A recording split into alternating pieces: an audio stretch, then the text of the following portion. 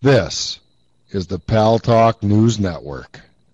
The views expressed are solely those of the speaker and not necessarily those of Paltalk.com, AVM Software, or its advertisers.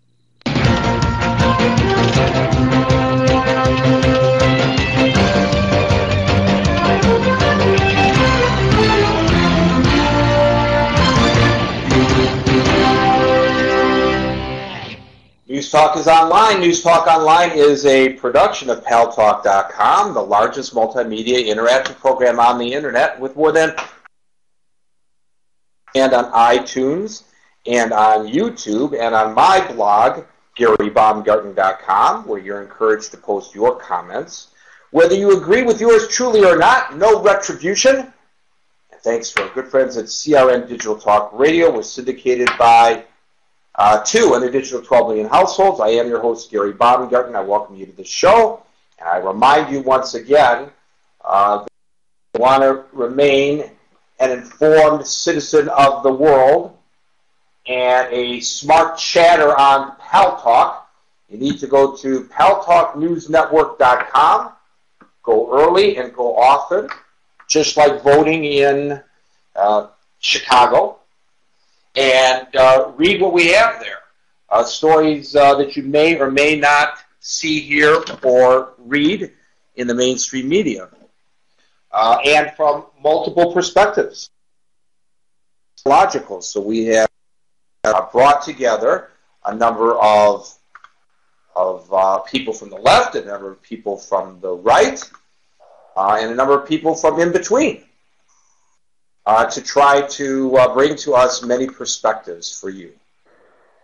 I hope you're still hearing me because my Paltalk virtual auditorium has frozen on me. Can you hear me okay? You're doing just fine, Gary. Well, as long as you can hear me, I guess that's all that matters. We'll try to square that away in a moment. Got a lot of things I want to talk about today. Second half of the show, we're going to have, it'll be my distinct pleasure to invite to the microphones a coach, an Olympic freestyle skiing coach and competitor, my friend Larry Holmes, who was my colleague at CNN when I was there. And we're going to have a surprise visit today from Nikki Stone, who won the gold medal in Japan in 1998 as a U.S. freestyle aerialist, and she will be joining us from Vancouver, where she is for the upcoming games there. So I'm really excited about that. It's kind of interesting, Boaz Frankel. Here on the East Coast, we're getting pummeled by this snowstorm. It's really a blizzard. And Harry, if we ever got a snowstorm in Los Angeles, it would paralyze this city beyond belief. What weather here in Los Angeles makes news when it rains. That's it. And as a matter of fact, we've been getting a lot of rain lately.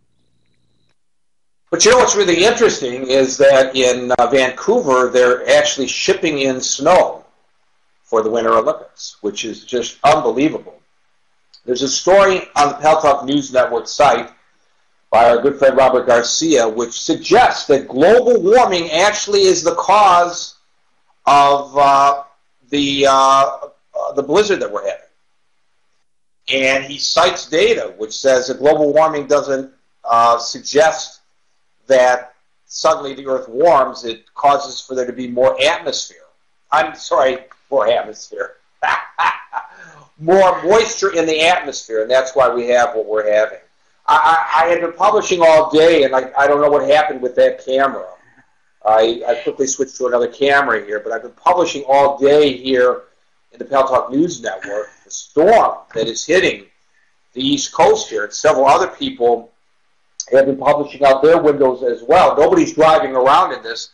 Just talked to a friend of mine who is going to join us on the show today, and she is further north in New Jersey from where I am located. And she said that she's lost her power, so she can't get on the internet. And, oh, by the way, she can't get out of her house. She's snowed in. And, oh, by the way, even if she could get out of the house, the cops have the road blocked. You can't even leave the subdivision where she lives. And here we have people who are out of power, and they can't even go to a motel or to a friend's house because of the weather, because the cops won't let them drive because the roads are so bad. So it's pretty messy out there.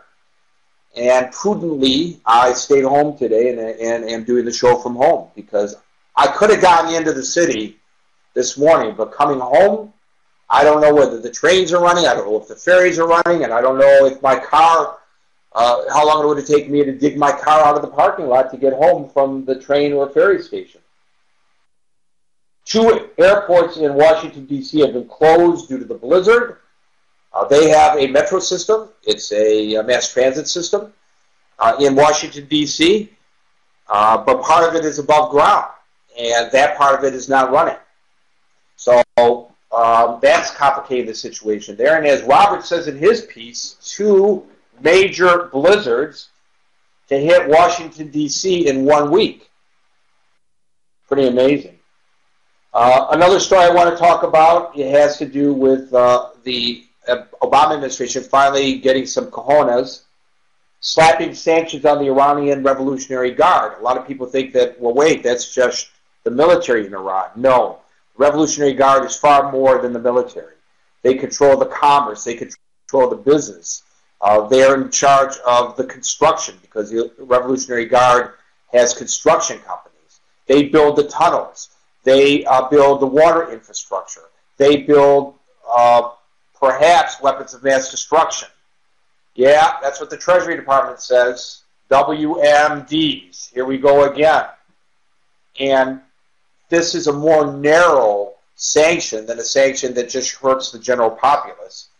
It hurts the people who are really controlling what's going on in Iran. I applaud the administration for doing this. I would like to see the European Union follow suit. There's another interesting story here by my good friend Gordon Osmond. It's called Why All the Palin Bashing. I'm not going to read you the whole story, but let me read you the first, I guess, paragraph or 2 paragraphs. I really don't get it. An ex-mayor, ex-governor, and ex-vice presidential candidate who has no hope or intention of running for political office in the next 2 years continues to be a veritable lightning rod for liberal scorn from all quarters. The apogee of the preoccupation occurred recently when the always erudite Press Secretary Robert Gibbs decided to introduce a significant event, Obama's first appearance before the White House press corps since last summer with a